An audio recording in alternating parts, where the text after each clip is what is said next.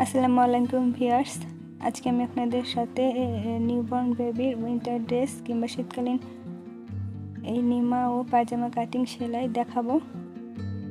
তো চলুন দেখা যাক। তো এখানে আমি 2 পাট কাপড় নিয়েছি, লম্বা 11 ইঞ্চি পরিমাণ, আর এটার পাশে আছে হচ্ছে 10 ইঞ্চি পরিমাণ। তো 2 ভাঁজে কাপড় আছে। তো এটাকে মাঝ বরাবর আমি আরেকটা ভাঁজ করে নিচ্ছি। তো এখন 4 ভাঁজ হলো। তো এখানে আমি প্রথমে গলার মাপ নিয়ে নিচ্ছি। তো গলা আমি 1 ইঞ্চি পরিমাণ নিলাম, আর গলার লম্বা আমি 1.5 ইঞ্চি পরিমাণ নিচ্ছি, যেহেতু একদম ছোট বেবি। তো 1.5 ইঞ্চি নিলাম আমি সামনের গলা, আর 1 ইঞ্চি পরিমাণ আমি নিব পিছনের গলা। তো দেখুন আমি 1 ইঞ্চিতে পিছনের গলার মাপ দিয়ে নিলাম। কাঁধ আমি নিলাম 2 ইঞ্চি পরিমাণ এবং আর্মহোল আমি 4 ইঞ্চি পরিমাণ নিয়ে নিলাম। এখন আমি গলার শেপটা তৈরি করে নিচ্ছি। তো পিছনের গলার শেপ তৈরি করলাম, এরপর সামনের গলার শেপ তৈরি করে নিলাম, আর কাঁধটা একটু নিচের দিকে বাঁকিয়ে দিলাম। তো এখন আমি প্রথমে পিছনের গলা কাটবো, সামনের গলা পরে কাটবো। তো এখন আমি আর্মহোলের শেপটা তৈরি করে নিচ্ছি। তো আর্মহোলের শেপ তৈরি করে নেওয়ার পরে আমি এখন মার্ক অনুসারে কেটে নিচ্ছি। তো এই যে আমার কাটা শেষ। তখন আমি পিছনের পাটটা সরিয়ে নিলাম। তখন আমি সামনের পাট কাটবো। তো এই যে সামনের গলা কেটে নিচ্ছি। তো সামনের গলা কেটে নেওয়ার পর যেহেতু আমি এটা ফাড়া রাখবো, তো আমি সামনের পাটটাকে মাঝ বরাবর কেটে 2 ভাগ করে নিচ্ছি। এই যে আমি 2 ভাগ করে নিলাম। তো এখন আমি এখানে পাইপিংয়ের কাপড় নিয়েছি 1 ইঞ্চির একটু বেশি। এখন আমি হাতার কাপড় নিয়েছি। তো এখানে 2 পাট কাপড় নিয়েছি, এটা পাশেও 8 ইঞ্চি, লম্বাও আমি 8 ইঞ্চি নিয়েছি। তো এখন এই যে লম্বা 8 ইঞ্চি, আর আমি দেখুন 4 ভাঁজে আছে এখন পাশে 4 ইঞ্চি। তো এখানে আমি 2 ইঞ্চি পরিমাণে হাতার যে আর্মহোলের কাটিংটা সেটা শেপ তৈরি করে নেব। এই যে, আর নিচে আমি মোহরে দিলাম 3 ইঞ্চি পরিমাণ। এখন উপরের অংশের সাথে মিলিয়ে দিতে হবে।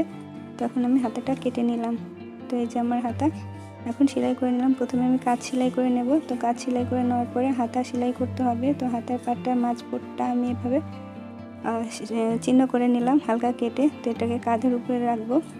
তো উল্টো করে হাতার পাটটা উল্টো থাকবে এবং নিমার পাটটা সোজা থাকবে। এভাবে মাঝখানে বসে মাঝখান থেকে সেলাই করলে সুবিধা হবে। যারা নতুন তাদের জন্য এভাবে মাঝখান থেকে সেলাই করলে হাতাটা খুব সুন্দরভাবে সেটিং হবে। অপর পাশে এভাবে সেলাই করে নিতে হবে এবং এরপরে আমি এটাকে ডাবল সেলাই দিয়ে নিব।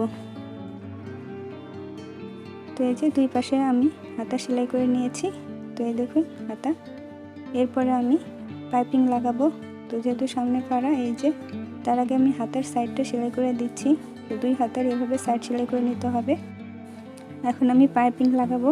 তো প্রথমে কাপড়টিকে উল্টোভাবে লাগতে হবে। এই যে নিমাটিকে উল্টোভাবে রেখে পাইপিংয়ের কাপড়টি উল্টোভাবে এভাবে বসিয়ে সেলাই করে নিতে হবে।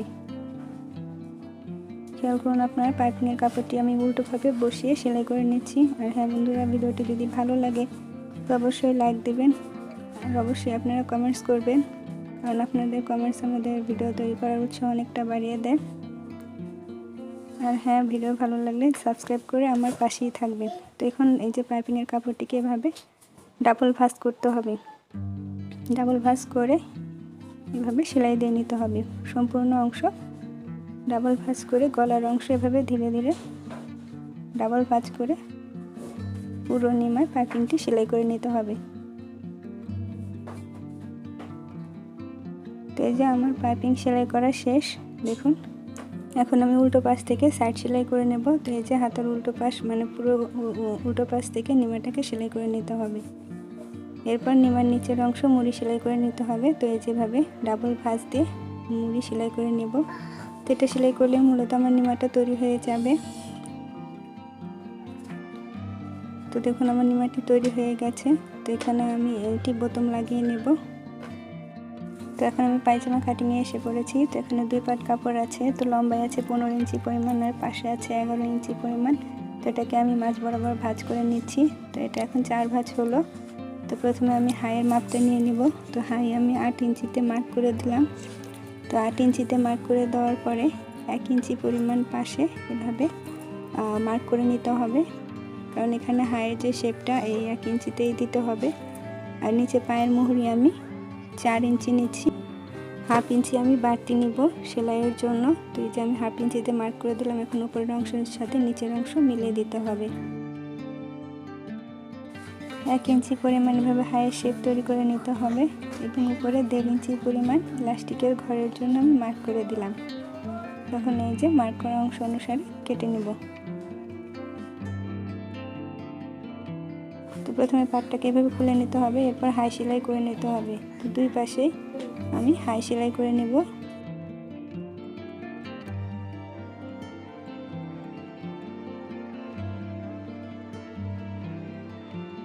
তো দুই পাশে হাই সেলাই করে নেওয়ার পরে এই যে মাঝ বরাবর করে টান দিতে হবে। এরপর এই যে চিকন করে একটা ভাঁজ দেওয়ার পর মোটা একটা ভাঁজ দিয়ে ইলাস্টিকের ঘর তৈরি করে নিতে হবে। তো দেখুন, প্রথমে একটা চিকন ভাঁজ দিয়ে পরে মোটা ভাঁজ দিয়ে পুরো অংশ সেলাই করে নিতে হবে এবং কিছুটা অংশ খালি রাখতে হবে ইলাস্টিক লাগানোর জন্য। ইলাস্টিক লাগানোর পর সেই অংশ সেলাই করে নিতে হবে। আর সাইডে এরকম চিকন করে মুড়ি সেলাই দিয়ে নিতে হবে, তাহলে দেখতে অনেকটাই সুন্দর লাগে। এখন আমি পায়ের নিচের অংশে এভাবে চিকন করে 2 ভাঁজ দিয়ে সেলাই করে নিচ্ছি। তো 2 পায়ের অংশে এভাবে সেলাই করে নিতে হবে। তো সেলাই করে নেওয়ার পরে পায়ের অংশে এভাবে উল্টো পাশ থেকে সাইড সেলাই করে নিতে হবে। তো এই সাইডটা সেলাই করলে মূলত আমার পায়জামা তৈরি হয়ে যাবে। তো আমি অফ ক্যামেরা ইলাস্টিক লাগিয়ে নিয়েছি। তো দেখুন, আমার নিমা এবং পায়জামা দুটোই তৈরি। তো কতটা সুন্দর লাগছে নিমা এবং পায়জামা। তো নতুন কোনো ভিডিও পরবর্তীতে আবার দেখা হবে। আজ এখানেই শেষ করছি। আল্লাহ হাফেজ।